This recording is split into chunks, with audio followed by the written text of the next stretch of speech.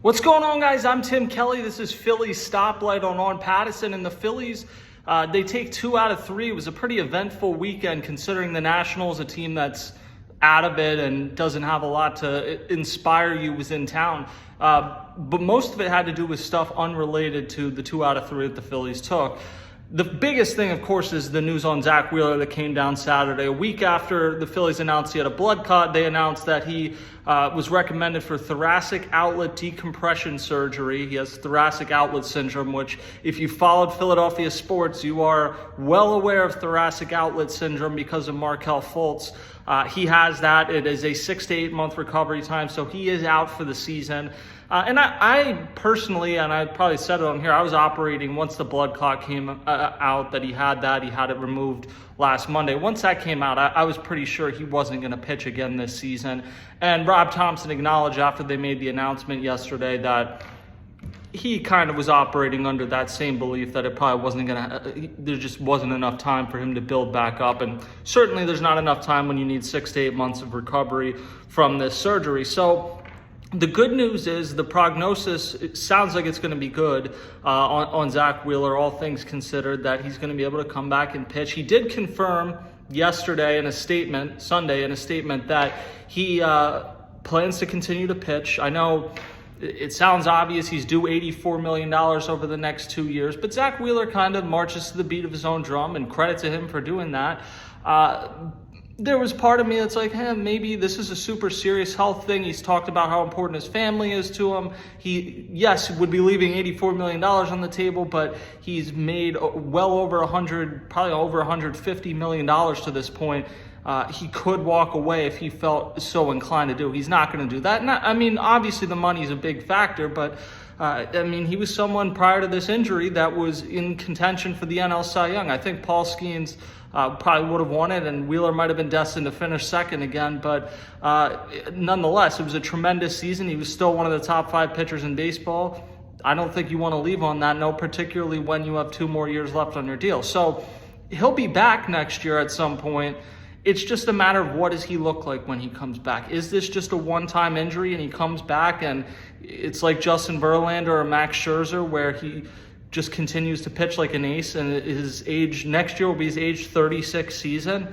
Can he do that? Or is it more like Cliff Lee or Roy Halladay in terms of they hit their mid-30s and years of being workhorses just kind of caught up to them physically? Roy Halladay went from 2011, which was probably his best overall season. He should have won the Cy Young Award that year over Clayton Kershaw. He went from that to 2012 and 2013. He was just finished physically. Cliff Lee actually pitched really pretty well his last season in 2014, but had the injury, didn't want to get Tommy John surgery, never ended up pitching again. That was his age 35 season. This was just Zack Wheeler's age 35 season, and for as much as it's weird to think about, well, is it possible he comes back and he's not the same guy?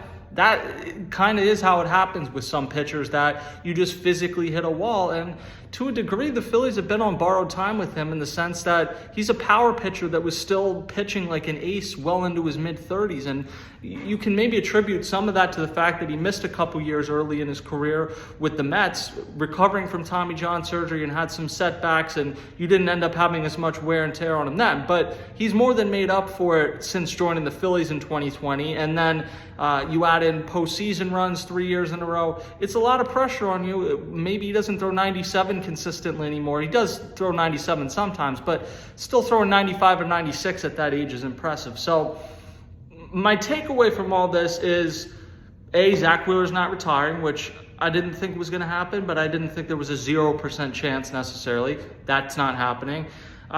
B, he's going to come back. And the Phillies do seem legitimately optimistic on this, but I don't know what other choice they have to be. They have him signed to a major contract for 2 more seasons. He's been the best player on this team, and that probably includes Bryce Harper since he's been here. So they just have to hope that he continues to come back. The good news for them is they've developed another ace in that time in Christopher Sanchez, who they've signed to a super team-friendly contract. So it's not the end of the world if Zack Wheeler is not Zack Wheeler again, but boy, you would be a lot better if Zack Wheeler is able to come back. And even if he's not quite at the same level, if he's still a frontline starter, and maybe he becomes a guy that makes 24 starts a year instead of 32. That's possible. But if he can still give you something near top of the line quality over these final 2 years of his contract, which he has said repeatedly will be the final 2 years of his career, that'll be, you'll certainly take that. Obviously, from a human element, it's great to hear that with something this concerning, he's going to be okay, and he's going to be able to continue his career. And it will be interesting to see what that looks like, because the back half of that timeline, he hasn't had the surgery yet. They've said in a couple weeks, or at some point in the next couple weeks, he's going to have it. So then is when the clock starts, and I don't know exactly what goes into delaying that. He did just have a procedure last Monday to have the clot removed. I don't know if there's some sort of swelling that has to go down. In any event, I think it's probably unlikely he's ready for opening day next year, but there's still a chance. I would think by Memorial Day, unless there's a major setback, that you're talking about either he's back or pretty close to back. So if you were worried that there was going to be a career-ending announcement, that did not happen. When Zack Wheeler comes back, we don't know exactly. Now, it'll be interesting to see if he's back. I mean, certainly the Phillies would hope he's back by next August, when they will play the Minnesota Twins at the Field of Dreams in Iowa. This is according to Matt Gelb and Dan Hayes of The Athletic. There had been a prior erroneous report that they were playing the Mets in June and they would be the home team. That wasn't true.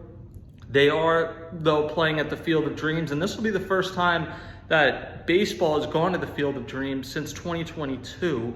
I don't believe they did anything in 2023. Last year they did the Rickwood Field game, which was really cool. This year they did the game at Bristol Motor Speedway, which I think maybe could have been cool, but the rain ruined it, and I don't know. It just wasn't as cool as the other ones, and I don't know why it necessarily has to be one or the other. If I was baseball, do 3 of these type of things a season. I think it's really cool, and you have the field built, and I get maybe they take certain things down, but once you have the field built and you've gone to all the trouble to set it up where you can play a major league game at it, I don't get why you wouldn't use it every year. And it's true, in 2021, when the White Sox played the Yankees and they walked out of the cornfield, and then Tim Anderson ended up hitting the walk-off home run into the cornfield, you may never top that moment, but who cares? It's still going to be a really cool event at the Field of Dreams, and I'm just excited for it. I love the movie, and I've always said, when the Phillies went to London last year, I didn't go, but I didn't really have that much desire to go. This is one where the second I know the date of it, will be booking a hotel in the area, or Airbnb, or whatever they have in Iowa.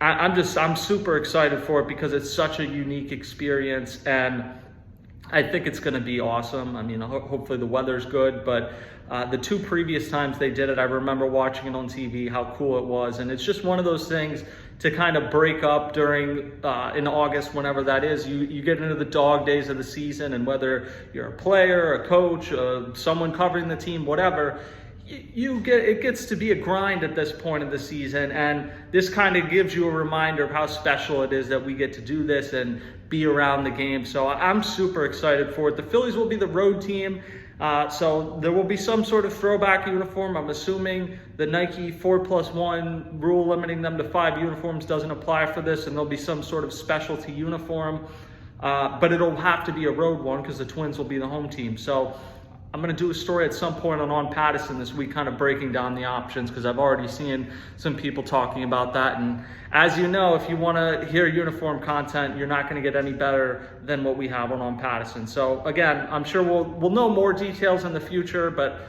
I am just super stoked for this game.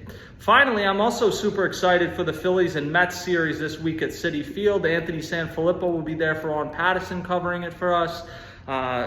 Phillies are 7 games up going into this series, and they all said the right thing post-game in terms of, well, you just, every game matters the same, and still a long way to go. They built up this 7-game lead in a hurry. You can lose it in a hurry. Obviously, Phillies had a 7-game deficit in 2007 and came back and won the NL East over the Mets that season.